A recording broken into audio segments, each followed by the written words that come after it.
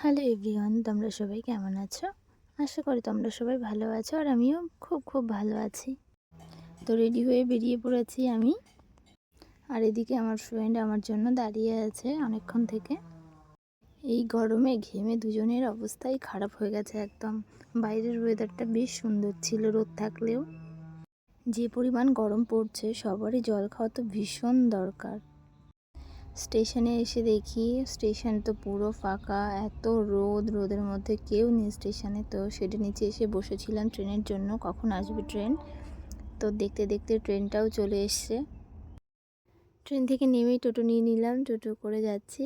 তোমাদেরকে তো বলাই হয়নি আজকে কোথায় যাচ্ছি। তো আজকে যাচ্ছি আমার একটা ফ্রেন্ডের বার্থডে, তো ওকে সারপ্রাইজ দেবো, তার জন্য যাচ্ছি। দেখতে দেখতে ওদের বাড়িতে পৌঁছে গেলাম। ওই যে আমার ফ্রেন্ড, ওর নাম রিমি। তো একটু অবাক হয়েছিল, যদিও বা সারপ্রাইজটা ও জেনে গেছিলো, তার জন্য মানে সারপ্রাইজটার সারপ্রাইজ থাকেনি। তারপর আমরা সবাই মিলে একটু ফটোশ্যুট করে নিচ্ছিলাম। ওকে আমরা মোটাভাবে বলে ডাকি, কারণ হচ্ছে ও আমার বৌদি হয়।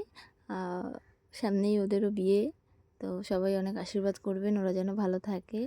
তো সবাই মিলে কেক কাটিং করে ওকে খাইয়ে দিচ্ছিলাম, ও আমাদেরকে খাইয়ে দিল।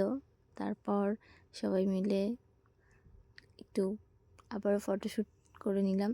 তো তারপর কাকিমা আমাদেরকে খাবার দিয়ে দিল, আমরা খাবারগুলো খেলাম।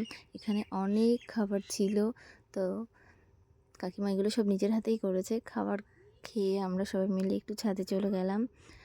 ভীষণ গরম লাগছিল, কারেন্ট ছিল না, যার জন্য এতটা গরম লাগছিল, তাই আমরা ছাদে চলে গেছিলাম। এই যে পাশে পেয়ারা গাছ ছিল, ওখান থেকে তো আমার ফ্রেন্ড পেয়ারা পেড়ে নিল।